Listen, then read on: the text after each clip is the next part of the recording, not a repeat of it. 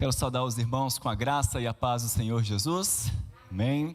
Iniciamos hoje pela manhã essa nova série de mensagens, Histórias de Gratidão. E a nossa intenção é justamente nos lembrar e nos desafiar a reconhecer que a mão do Senhor está conosco em todo o tempo. E como nós temos falado aqui, já há alguns anos que parece que cada ano é pior do que o outro. Chegamos ao final de um ano falando, ufa, graças a Deus está acabando, e o ano que vem vai ser bem melhor. E aí, surpresa, 2020 se superando a cada dia. De fato, meus irmãos, nós não esperávamos que fôssemos ter um ano tão difícil, com tantas lutas e incertezas. E apesar das coisas parecerem estar voltando pouco a pouco ao normal, ou a um suposto normal pelo menos, nós vemos um saldo de consequências drásticas, não só para a sociedade, mas para as nossas próprias vidas também. Relacionamentos destruídos, isolamento, a falta de contato físico, seja por precaução ou por medo, a incerteza científica, nessa dificuldade de se conseguir uma vacina, medicamentos que ainda não foram desenvolvidos, uma polarização exacerbada na área política, fragilidade na saúde emocional das pessoas. Você pode procurar depois em casa o aumento estratosférico nos casos de depressão, nas tentativas de suicídio nesse período, um aumento também na desigualdade social, na miséria, no desemprego, na falta de oportunidades, traumas de todos os tipos, pessoas que foram abusadas, violentadas, exploradas, sofreram divórcio, perderam pessoas queridas e estão passando pelo processo de luto, um comodismo religioso por parte da igreja, pessoas que não fazem questão nenhuma, nem de assistir ao culto quando estão em casa. Isso só para citar algumas áreas que nos preocupam. O nosso desafio então, meus irmãos, é olhar para tudo isso e procurar motivos de gratidão. Como podemos manter uma atitude positiva diante de todas essas coisas? Como é que podemos nos alegrar diante das notícias tão ruins que a cada dia surgem em nossa vida? Onde é que nós podemos encontrar forças para continuar? E no mês em que nós celebramos a gratidão, a pergunta que não quer calar é: vamos ser gratos pelo quê? Eu não sei você, mas eu já me peguei esse ano pensando o seguinte: tem tanta coisa ruim acontecendo que eu tenho que me esforçar muito para pensar no motivo de gratidão, que não seja generalizado, tá? Porque é muito fácil a gente falar: Senhor, obrigado, porque o Senhor me dá o sustento, o alimento todo dia. Mas e olhar para trás e agradecer realmente, com vontade, com significado, por todas as bênçãos e por cada uma das bênçãos que Deus tem nos dado. Essa gratidão não é um sentimento que surge simplesmente no meu coração. Mas, graças a Deus, a palavra do Senhor tem respostas para esses questionamentos. E eu quero ler com você o 3º capítulo do livro do profeta Abacuque e refletir sobre como ser grato diante da aflição. Abacuque, capítulo 3, se você tem sua Bíblia aí com você, abra e deixe sua Bíblia aberta, que nós vamos ler e voltar nesse capítulo. Você também pode acompanhar em nossa tela ou aqui, para você que está em casa, como legenda. A oração de Abacuque. A palavra do Senhor nos diz o seguinte: oração do profeta Abacuque sob a forma de canto. Tenho ouvido, ó Senhor, as tuas declarações e me sinto alarmado. Aviva a tua obra, ó Senhor, no decorrer dos anos, e no decurso dos anos faze-a conhecida. Na tua ira, lembra-te da misericórdia. Deus vem de Temã, e do monte Parã vem o santo. A sua glória cobre os céus, e a terra se enche do seu louvor. O seu resplendor é como a luz, raios brilham da sua mão, e ali está velado o seu poder. Adiante dele vai a peste, e a pestilência segue os seus passos. Ele para e faz tremer a terra, olha e sacode as nações, esmigalham-se os montes primitivos, os outeiros eternos se abatem. Os caminhos de Deus são eternos. Vejo as tendas de Cusã em aflição, os acampamentos da terra de Midian tremem. Acaso é contra os rios, Senhor, que estás irado? É contra os ribeiros a tua ira, ou contra o mar o teu furor, já que andas montado nos teus cavalos, nos teus carros de vitória? Tiras a descoberto o teu arco, e farta está a tua aljava de flechas. Tu fendes a terra com rios. Os montes te veem e se contorcem, passam torrentes de água. As profundezas do mar fazem ouvir sua voz e levantam bem alto as suas mãos. O sol e a lua param nas suas moradas ao resplandecer a luz das tuas flechas sibilantes, ao fulgor do relâmpago da tua lança. Na tua indignação marchas pela terra, na tua ira calcas aos pés as nações. Tu sais para salvamento do teu povo, para salvar o teu ungido. Feres o telhado da casa do perverso e lhe descobres de todo o fundamento. Traspassas a cabeça dos guerreiros do inimigo com as suas próprias lanças, os quais como tempestade avançam para me destruir. Regozijam-se como se estivessem para devorar o pobre às ocultas. Marchas com os teus cavalos pelo mar, pela massa de grandes águas. Ouvi-o, e o meu íntimo se comoveu. A sua voz tremeram os meus lábios. Entrou a podridão nos meus ossos e os joelhos me vacilaram. Pois em silêncio devo esperar o dia da angústia que virá contra o povo que nos acomete. Ainda que a figueira não floresça, nem haja fruto na vide, o produto da oliveira minta, e os campos não produzam mantimento, as ovelhas sejam arrebatadas do aprisco, e nos currais não haja gado. Todavia, eu me alegro no Senhor, exulto no Deus da minha salvação.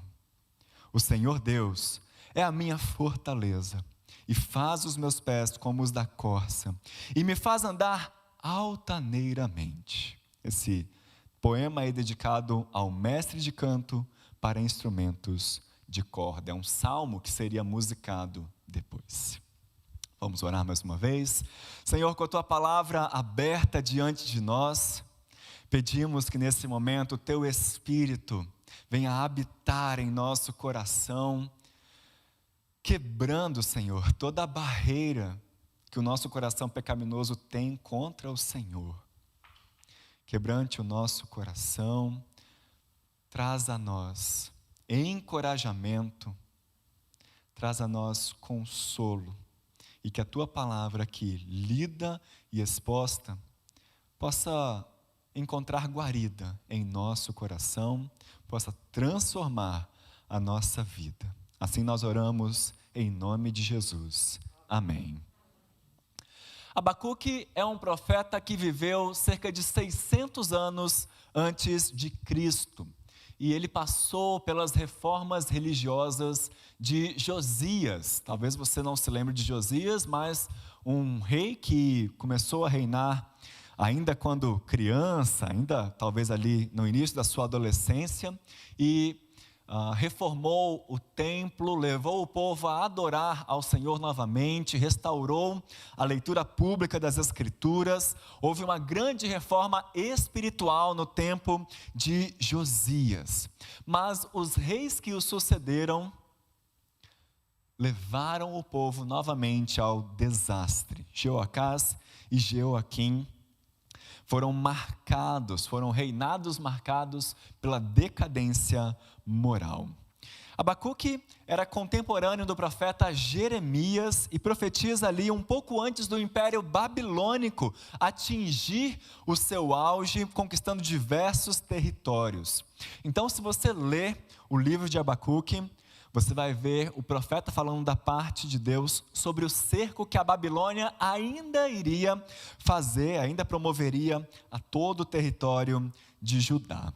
Mas eu quero que você note comigo algo que talvez somente o profeta Abacuque tem. Poucos profetas fazem como ele, porque se você ler os outros profetas, maiores ou menores, você vai perceber que eles vão falar para o povo da parte de Deus, conclamando o povo ao arrependimento, a se voltarem para o Senhor, a promoverem uma grande reforma religiosa também, a mudança de vida.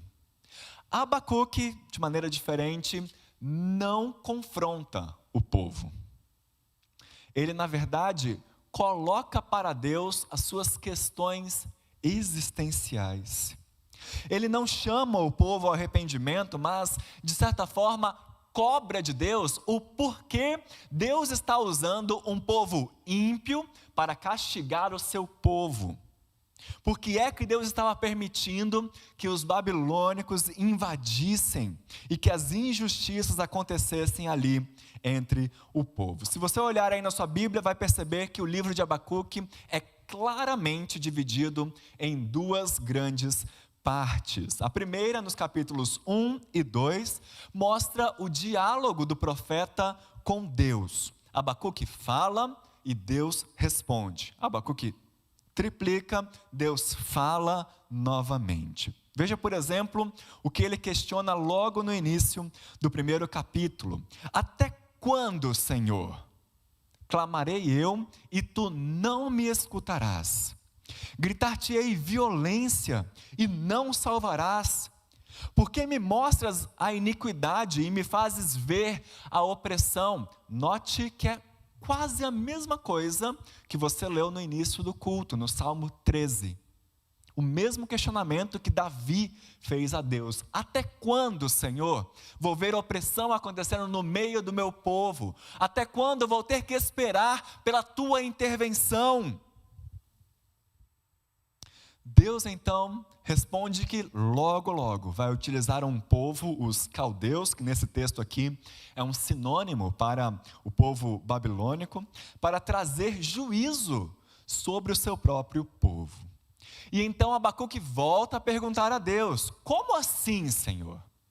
Um povo que não te conhece, que adora a muitos outros deuses, uma nação pagã, ímpia, vai ser utilizada por ti para oprimir o seu próprio povo? E aí Deus responde: calma, porque o juízo também vai vir sobre essa nação ímpia.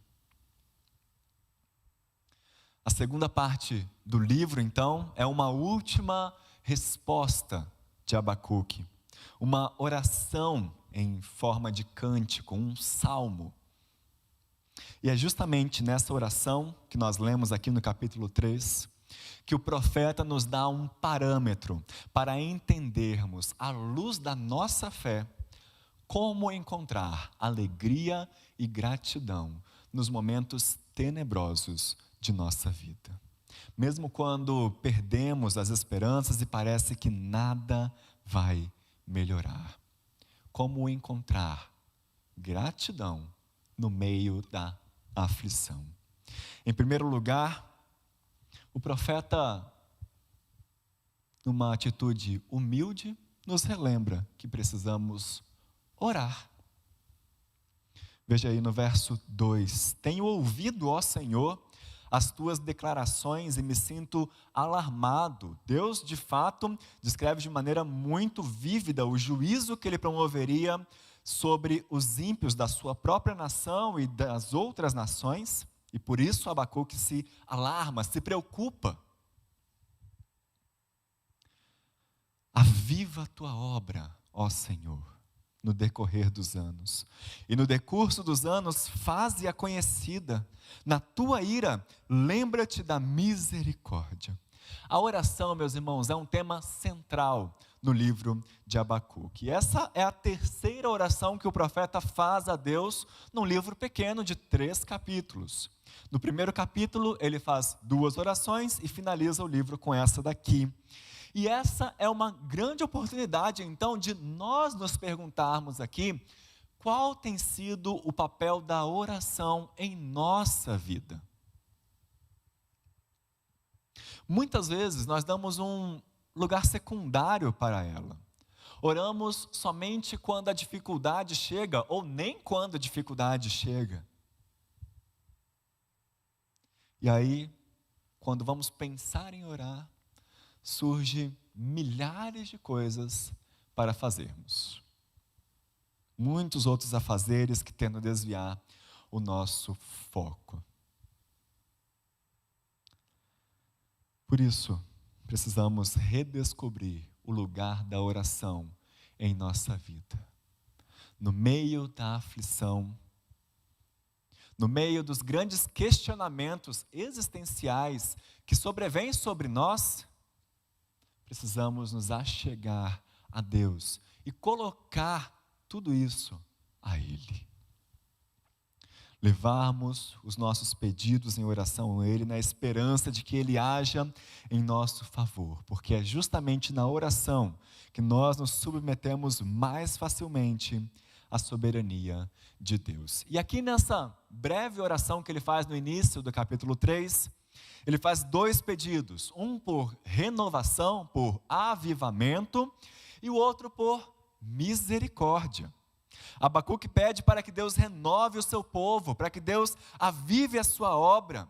E para isso, ele espera que Deus volte a agir como Deus agiu no passado, lá no êxodo do Egito, na conquista da terra de Canaã, no tempo de Moisés e Josué. Ele quer que tais feitos sejam conhecidos na geração presente. E esse é um modelo para nós hoje também, olharmos para trás e sermos encorajados por tudo que Deus já fez por nós. Relembrar os feitos gloriosos de Deus no passado. E claro, não ficar somente olhando para o passado, mas crendo com toda a certeza de que se Deus realizou isso no passado, se Deus não muda, é porque Ele tem o mesmo poder para realizar grandes coisas no presente. O que é que você tem pedido em suas orações? Abacuque nos ensina a relembrar tudo aquilo que Deus fez para o seu povo e a pedir: Senhor, age em nossa história. Age em nosso tempo, assim como o Senhor agiu na história de Israel, assim como na história das pessoas que encontraram com Jesus, assim como na história da igreja, assim como na minha vida. E o segundo pedido que Abacuque faz na sua oração é pela misericórdia de Deus. Senhor, na tua ira, lembra-te da misericórdia. Se você ler de novo essa oração, vai perceber que Abacuque fala 3 vezes sobre a ira de Deus ao longo desse capítulo. Porque ele sabia que o julgamento de Deus sobre o seu povo era iminente, que não havia mais espaço para arrependimento. Mas ainda assim, ele clama por misericórdia. Pede não que Deus deixe de ficar irado, não que Deus não execute o seu juízo, não que Deus postergue aquilo que Ele iria fazer, mas que a ira de Deus fosse aliviada. Na tua ira, lembra-te da misericórdia. Isso porque o juízo de Deus com relação a todo aquele que pratica a injustiça, é a destruição. Tanto que no primeiro capítulo, o próprio profeta vai escrever que Deus é tão puro de olhos que não pode ver o mal e a opressão não pode contemplar. Deus é um Deus santo que não tolera a maldade realizada pelas pessoas. E é porque muitas vezes nós mesmos vacilamos, nós mesmos cometemos pecado, que temos que pedir misericórdia, Senhor. Misericórdia por nós, misericórdia pelo nosso povo. Em meio às aflições, ao sofrimento que ele e o seu povo estavam prestes a enfrentar, Abacuque nos ensina a orar. Olhando para o passado, para os momentos em que Deus agiu na história e pedindo misericórdia, pedindo que Ele haja novamente em nosso favor. Mas como eu disse, a atitude do profeta não é simplesmente saudosista. Ele não apenas olha para trás.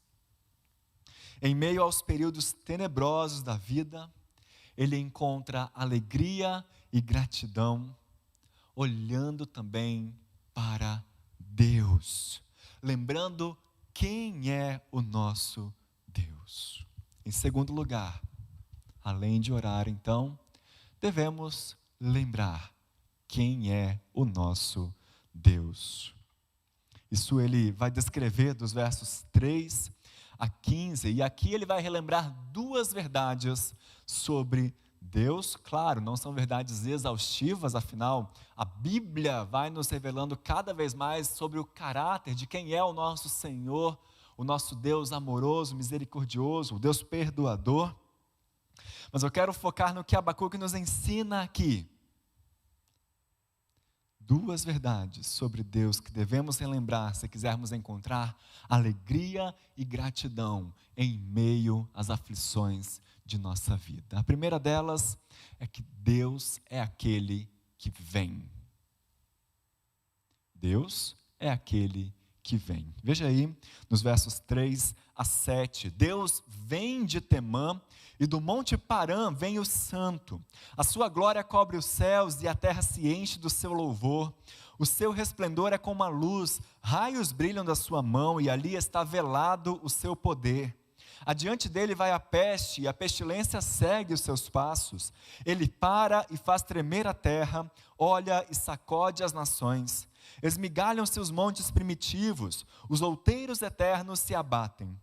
Os caminhos de Deus são eternos. Vejo as tendas de Cusã em aflição, os acampamentos da terra de Midian tremem. Note como aqui o profeta descreve o processo da vinda do Senhor em toda a sua glória e os espantosos feitos que a sua vinda tem sobre a natureza e sobre as nações.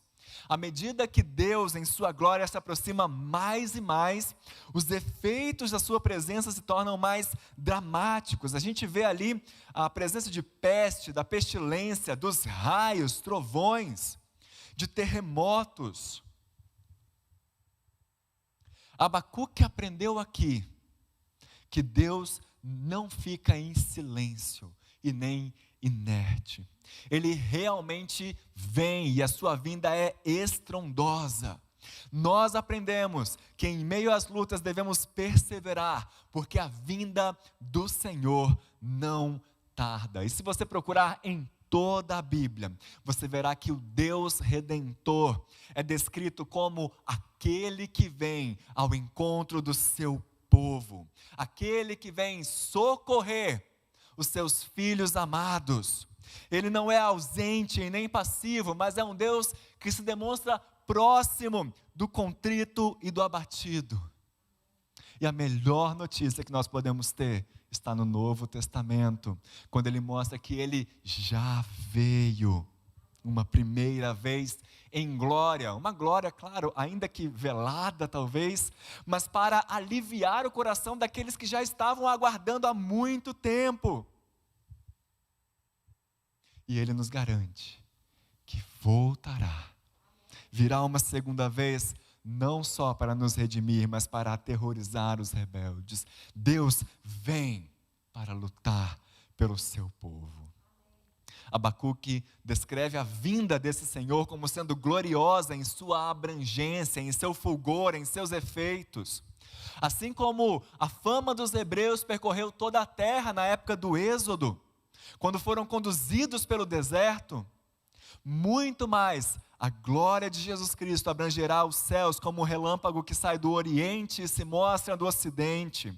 Assim como o fulgor dessa glória foi demonstrado na coluna de fogo e do lugar mais santo do tabernáculo, muito mais o retorno de Jesus será com poder e grande glória.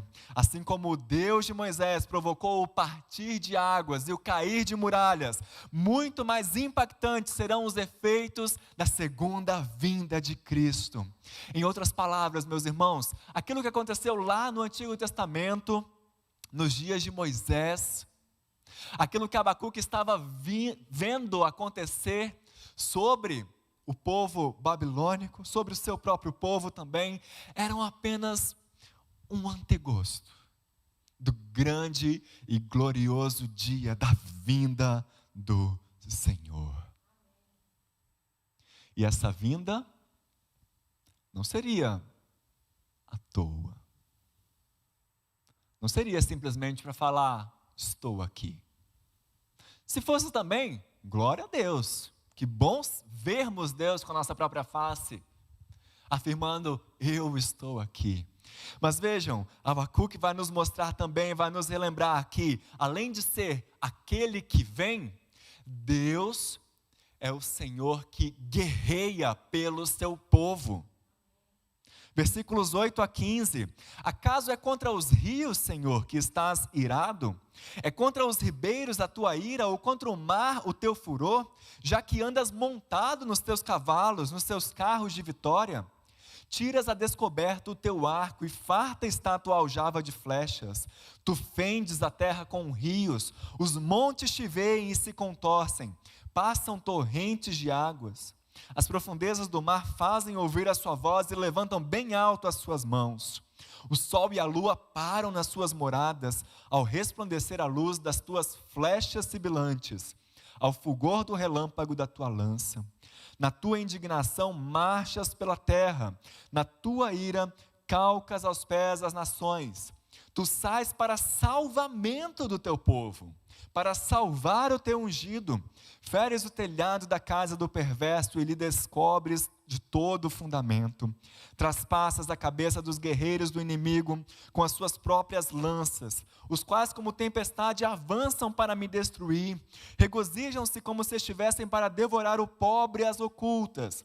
Marchas com os teus cavalos pelo mar, pela massa de grandes águas. Você está percebendo como que Deus é retratado aqui como um poderoso guerreiro? Ele monta cavalos e carruagens, ele usa seus arcos e muitas flechas e vem para destruir os seus inimigos de forma semelhante a alguns eventos passados na história de Israel também. É por isso que Abacuque usa tantas expressões que fazem referência aos dias de Moisés e de Josué.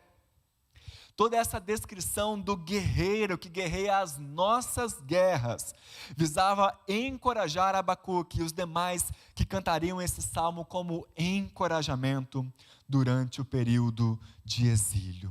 Deus é aquele que vem, Deus é quem guerreia as nossas guerras, e lembrar dessas verdades é o melhor combustível para fortalecer-nos na fé. Mas ainda, como é bom sabermos que esse Deus que guerreia por nós já decretou a vitória sobre todos os nossos inimigos. Meus irmãos, nós temos feito com os adolescentes uma série de mensagens, de perguntas e respostas. E eu falei para eles, perguntem qualquer coisa. A pergunta que eu mais tive que responder nesse ano foi: onde é que está Deus em meio ao sofrimento? Nessa semana mesmo, uma adolescente me perguntou: e quando uma mãe perde um bebê? Onde é que está Deus? Nessa tristeza toda, nesse caos. Precisamos relembrar das grandes verdades bíblicas. Precisamos voltar à palavra de Deus. Relembrar que o caos só existe porque um dia nós pecamos, desobedecemos a Deus e distorcemos todo o bem que Ele criou. Mas nessa distorção, a história que Deus tem planejada não terminou. Desde o primeiro pecado, o plano de Deus nunca foi nos deixar no sofrimento. Nunca foi nos deixar prostrados, abatidos, sem ânimo. Desde o 3º capítulo de Gênesis, quando o pecado entra no mundo, quando toda a harmonia da criação é quebrada, quando tudo o que você pensar de tragédia foi criado, Deus já falava: eu